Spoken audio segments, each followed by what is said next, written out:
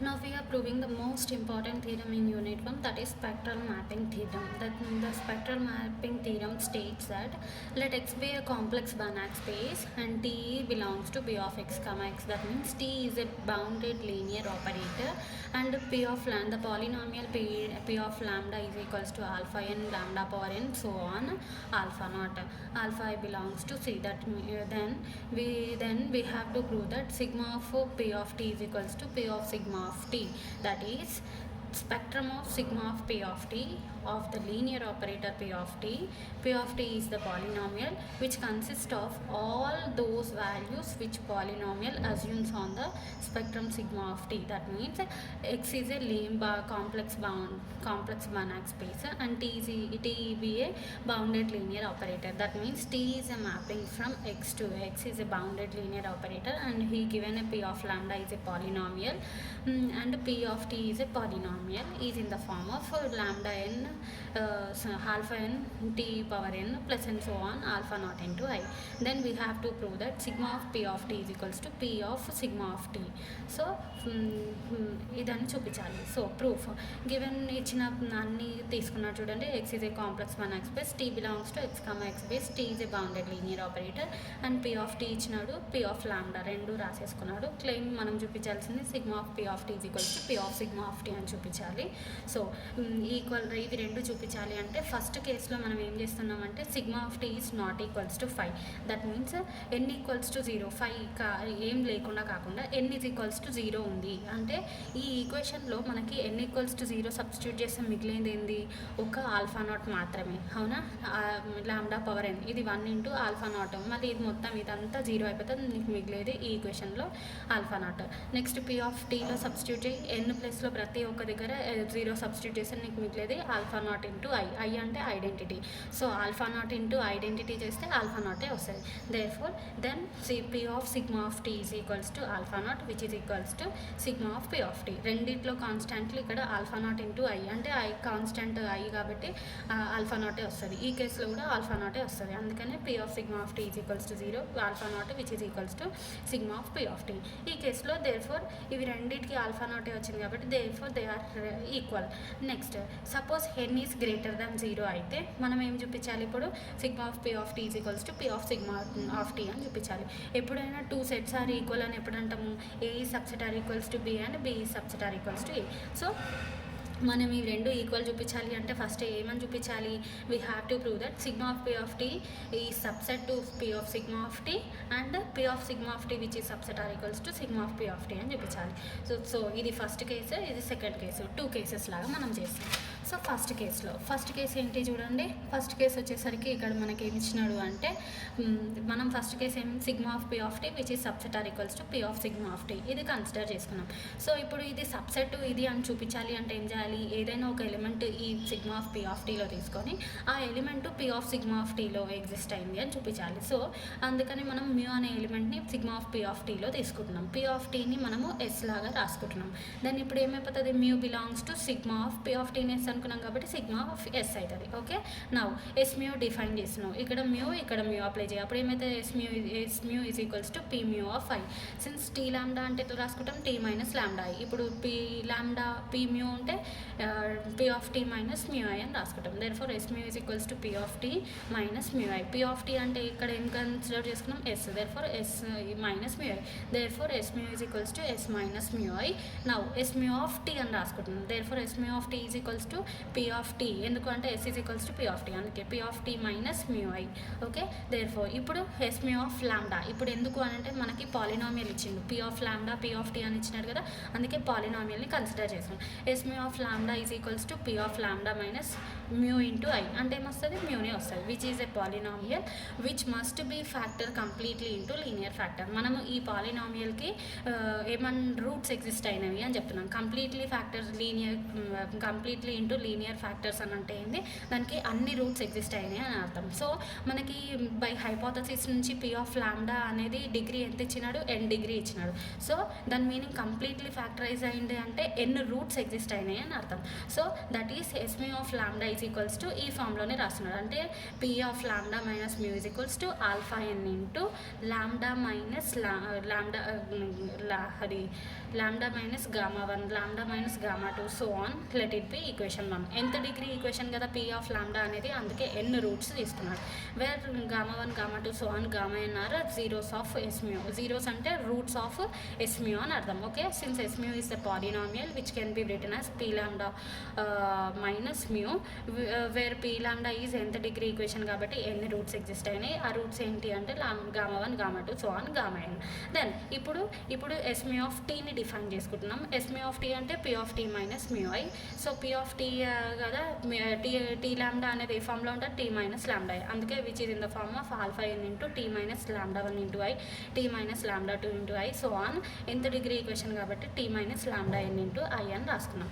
Now we are supposing if each lambda i belongs to rho of T. దాని meaning ఏంది, each lambda i, each gamma i అంటే gamma 1 gamma 2 gamma 3 so on అన్నీ కూడా which satisfies the condition exist, అదేంది R lambda of T is bounded R1 R2 R3 conditions. ఆ 3 conditions satisfy చేస్తేనే రిజాల్వెంట్ set అంటాం. So రిజాల్వెంట్ సెట్లు. So ఇవన్నీ gamma 1 gamma 2 so on gamma n అన్నీ కూడా 3 కండిషన్ని సాటిస్ఫై చేసినాయి అనేసి మనం కన్సిడర్ చేసుకుంటున్నాం, రిజాల్వెంట్ సెట్లో తీసుకుంటున్నాం.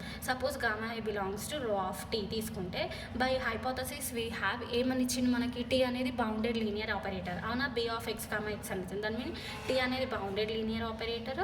Next lambda i belongs to rho of T అని మనం అజ్యూమ్ చేసుకున్నాం. దెన్ బై నోన్ థీరం మనం ఏం చెప్పొచ్చు, ఆర్ లాండా ఆఫ్ టీ అనేది ఎగ్జిస్ట్ అవుతుంది అని చెప్పొచ్చు. ఆర్ లాండా ఆఫ్ టీ అంటే బై డెఫినేషన్ నుంచి ఏంటి, resolvent of a T or resolvent of a point అని అంటే బై డెఫినేషన్ నుంచి R lambda of T is equals to T lambda of inverse. So దాని మీనింగ్ ఏంది, R lambda of T exist అయింది అని అంటే టీ లాండాకి ఇన్వర్స్ ఎగ్జిస్ట్ అయింది. So R lambda of I is equals to, ఎందుకంటే lambda I ఇక్కడ gamma I తీసుకున్నారు కాబట్టి R gamma of I is equals to T minus gamma I into I whole inverse. ఎందుకు అంటే since by definition R lambda of T is equals to T lambda inverse కాబట్టి ఇక్కడ inverse application which is defined on the whole space X and is bounded. Already T bounded ఇచ్చింది కాబట్టి ఇది కూడా bounded అయిపోతుంది. Which is defined on the whole set, ఎన్ని terms కుంటే i టర్మ్స్కి అప్లై అయింది కాబట్టి which is defined on the whole space X and which is bounded. Therefore T minus lambda I whole inverse belongs to T belongs to ఇది. So R lambda also belongs to P of X comma X. R lambda is equals to ఇది కాబట్టి which is also belongs to P of X comma X. Next ఇప్పుడు S mu inverse apply చేస్తుంది, ఎందుకంటే tea lambda inverse exist అయింది కాబట్టి T lambda is equals to which is equals to S mu కదా, అందుకనే S mu inverse apply చేస్తున్నాడు. S mu inverse is equals to ఈ ఈక్వేషన్కి ఇన్వర్స్ అప్లై చేస్తున్నాడు, ఈ ఈక్వేషన్కి ఇన్వర్స్ అప్లై చేస్తున్నాడు. ఈక్వేషన్ 1కి ఇన్వర్స్ అప్లై చేస్తే మనకి ఇది వచ్చింది, విచ్ ఇంప్లైస్ ఈ ఇన్వర్స్ అనేది ఇందులో ఉంది అని అంటే ఎస్మ్యూ ఇన్వర్స్ కూడా ఇది ఉంటుంది. దీన్నే ఐ టర్మ్స్నే మనం స్ప్లిట్ చేసి ఇట్లా రాసుకున్నాము. సో ఈ టర్మ్ మొత్తము బి ఆఫ్ ఎక్స్ కామా ఎక్స్లో ఉంటే S mu inverse also belongs to B of X comma X. So which implies మనం ఏమని చెప్తున్నాం చూడండి ఇక్కడ, that is R mu of S is equals to S mu inverse exist bounded and defined on the whole space అయ్యింది అంటే దాని meaning ఏంది, resolvent కెర్నల్లో ఉన్నట్టు. Therefore mu belongs to resolvent of a set rho of yes. రిజాల్వెంట్ set is denoted by rho కదా, so అందుకే mu belongs to rho of yes. But మనం ఏమని చూపించాలి, mu belongs to rho of yes అంటే మనం ఏం కన్సిడర్ చేసుకున్నాం, P of tea రో ఆఫ్ టీ. బట్ మనం ఏం చూపించాలి, ఇటు మ్యూ బిలాంగ్స్ టు ఎంతలో చూపించాలి, పీ ఆఫ్ సిగ్మా ఆఫ్ టీలో చూపించాలి. బట్ మనకేమొచ్చింది, mu belongs to rho of P of T వచ్చింది. So which is a contradiction to mu belongs to P of rho sigma of P of T. Therefore at least one j lies between 1 to n, lambda gamma j is not belongs to p of t. ఇప్పుడు ఏమనుకుంటున్నాం, అన్ని ఏమంటాం మనకేమొచ్చింది రో sigma of P of టీలో చూపించాలి అని అంటే రో of P of టీలో వచ్చింది. అందుకోసమని which is a contradiction to mu belongs to P of sigma of T. కాబట్టి మనం ఏమనుకున్నాం, అట్లీస్ట్ ఒక టర్మ్ అయినా సరే ఈ రో ఆఫ్ టీలో లేదు. రో ఆఫ్ టీలో లేకపోతే ఎందులో ఉంటుంది, సిగ్మా ఆఫ్ టీలో ఉంటుంది. Therefore gamma j belongs to sigma of T. Now from equation 1 we have S mu of j. Equation 1 నుంచి ఎస్మే ఆఫ్ లాండా అంటే ఏముంది చూడండి, మనకి ఇక్కడ S mu of lambda is equals to alpha n into so on which is equals to ఈ equation 1 ఉంది. అంటే దీన్ని ఎట్లా రాసుకుంటూ P of lambda minus mu అని రాసుకుంటూ ఈ ఈక్వేషన్ 1 నుంచి ఇక్కడ మనం ఏం చేస్తున్నాం, గామా జే అప్లై చేస్తున్నాం. ఎందుకు అనంటే which gamma j is not belongs to rho of T, అంటే సిగ్మా ఆఫ్ టీలో ఉంది కాబట్టి ఇది అప్లై. అప్పుడు S mu of gamma j is equals to P of gamma j minus mu. దీనికి ఎంత డిగ్రీ ఈక్వేషన్ కదా, పీ ఆఫ్ లాండా అనేది పీ ఆఫ్ గామా జే కూడా ఎంత degree equation. So n roots exist అయినాయి రాసుకున్నాం. రూట్ ఎగ్జిస్ట్ అయితే దీన్ని ఏమనుకుంటాం, equals to 0. Therefore P of లాండా j minus mu is equals to 0, which implies p of lambda j is equals to mu, which implies mu is equals to ఎందులో ఇప్పుడు ఎందులో వచ్చింది, mu belongs to p of sigma of t. So we are considering mu belongs to sigma of p of t. We prove that mu belongs to p of sigma of t. Therefore sigma of p of t which is subset are equals to p of sigma of t. Let it be equation 2. ఇప్పుడు మనం ఏం చూపించాలి, p of sigma of t which is subset are equals to sigma of p of t అని చూపించాలి. So దీనికోసం మనం ఏం చేస్తున్నాము, k అనే ఒక ఎలిమెంట్ని p of sigma of t లో కన్సిడర్ చేసుకొని we prove that k is an element in sigma of p of t అని మనం ప్రూవ్ చేయాలి. So we are considering k belongs to p of sigma of t. This means k is equals to p of beta for some beta belongs to sigma of t. Let it be equation 3 తీసుకుంటాం. So we have two possibilities ఉన్నాయి. k ఇందులో తీసుకుంటే t minus beta i has no inverse ఉంటే ఏమవుతుంది, t minus beta i has inverse ఉంటే ఏమవుతుంది. So మనం ఇంతకుముందు ఫస్ట్ పార్ట్లో చూపించినప్పుడు టీ అనేది బౌండెడ్ లీనియర్ ఆపరేటర్ అయ్యి gamma i belongs to rho of tea వస్తే అదేమైంది, టీ ఇన్వర్స్ ఎగ్జిస్ట్ అయింది. సో టీ ఇన్వర్స్ ఎగ్జిస్ట్ అయితే కేసు ఏమవుతుంది, కాకపోతే ఏమవుతుంది అనే 2 కేసెస్లో మనం ఈ సెకండ్ది చూపిస్తాం, సెకండ్ కండిషన్ అనేది ప్రూవ్ చేస్తాం. సో ఈ సెకండ్ కండిషన్లో మనం ఏం చేస్తాం, first part T minus beta I has no inverse అనేది తీసుకొని ఈ పార్ట్కి మనం ఫస్ట్ ప్రూవ్ చేసి ఆ తర్వాత T minus beta I has inverse అనే దానికి ప్రూవ్ చేస్తాం. So suppose we are considering T minus beta I has no inverse కాబట్టి సిన్స్ మనమేం అజ్యూమ్ చేసుకున్నాం, K is equals to P of beta which implies ఇది ఇక్కడ పంపించేస్తే ఏమవుతుంది, P of beta minus K is equals to 0. That means beta is a root. ఓకేనా, beta is a root of the polynomial S K of lambda. Therefore SK of lambda can be written as ఎట్లా రాసుకోవచ్చు, above part 1 నుంచి మనం రాసుకున్నాం P of lambda minus K. Therefore beta is a root of S K of lambda. మీ P of lambda అంటే power ఎంత ఉంటుంది, degree n ఉంటుంది. అంటే ఒక్క రూట్ బీటా ఎగ్జిస్ట్ అయితే నెక్స్ట్ రిమైనింగ్ ఎన్ని రూట్స్ ఎగ్జిస్ట్ అవ్వాలి, n-1. ఆ n-1 ఉన్న పాలినామియల్ని జీ ఆఫ్ లాండా అని రాసుకున్నాడు అండ్ ఆ ఒక్క రూట్ని లాండా మైనస్ బీటా అని రాసుకున్నాడు. Okay, let it be equation 4 where G of lambda is a polynomial of degree n-1. అంతేనా, ఒక రూట్ ఎగ్జిస్ట్ అయింది, ఎంత డిగ్రీ పాలినామియల్లో ఒక రూట్ ఎగ్జిస్ట్ అయితే ఇంకా డిగ్రీ ఎంత ఉంటుంది, n-1. సో ఆ n-1 ఉన్న పాలినామియల్ని జీ ఆఫ్ లాండాతో డినోట్ చేసుకున్నాడు. So G of lambda has a degree n-1 which is product of n-1 linear factors corresponding to equation 4 we have. Therefore equation 4 నుంచి ఇప్పుడు sk of t అనేది రాసుకున్నాం. sk of t is equals to p of t minus k into i which is equals to t minus beta i into g of t. ఓకేనా, t minus beta i into g of t. Since the factors of g of t commutes, factors of g of t commutes అంటే commute అంటే a into b is equals to b into a అనేది commute అవుతుంది కాబట్టి t minus beta is also commute అవుతుంది. ఎట్లా అంటే t minus beta i into g t can be written as g of t into t minus beta i. t minus beta i ఇదంతా దేన్ని అనుకుంటున్నాం, sk of t which is equals to sk of t. Let it be equation 5.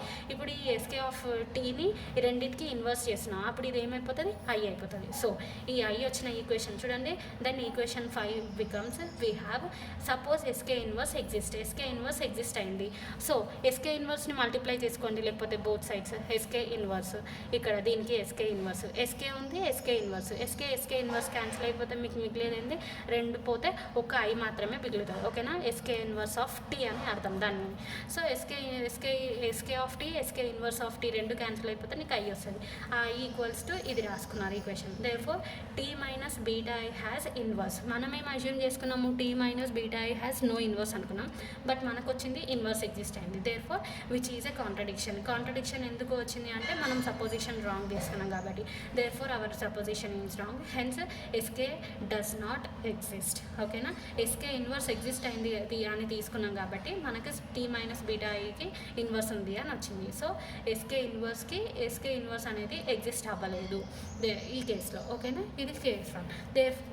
Therefore which implies k belongs to sigma of s, which implies k belongs to s is equals to p of t kada sigma of p of t. So we are considering k belongs to p of sigma of t, but we prove that k belongs to sigma of p of t కాబట్టి దాని నుంచి ఏం prove అయింది మనకి, p of sigma of t which is subset are equals to sigma of p of t అనేసి ఈ first కేసులో చూపించినాం. ఇప్పుడు సెకండ్ కేసులో ప్రూవ్ చేయాలి. ఈ సెకండ్ కేసులో ప్రూవ్ చేయడానికి సెకండ్ కేసులో మనం ఏమనుకుంటున్నాము, ఇన్వర్స్ అనేది ఎగ్జిస్ట్ అయింది అని కన్సిడర్ చేసాం.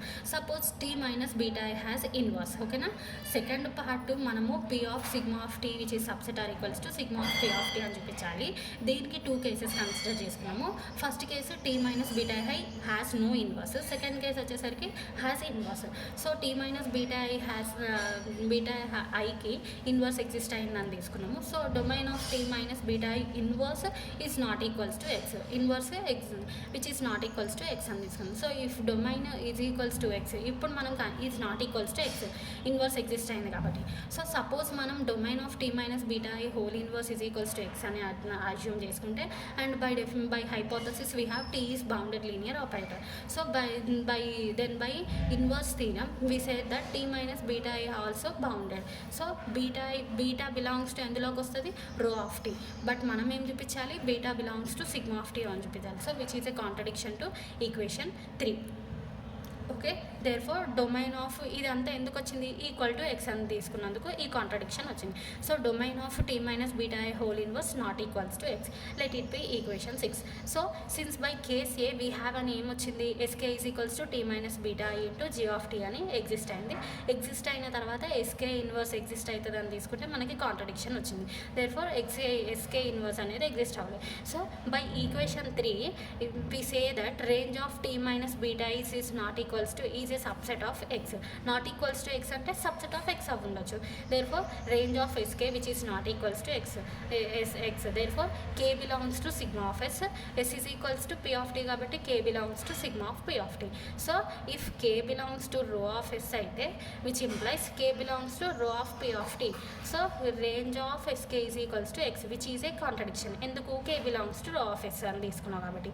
therefore k belongs to sigma of s which implies k belongs to sigma of p of t.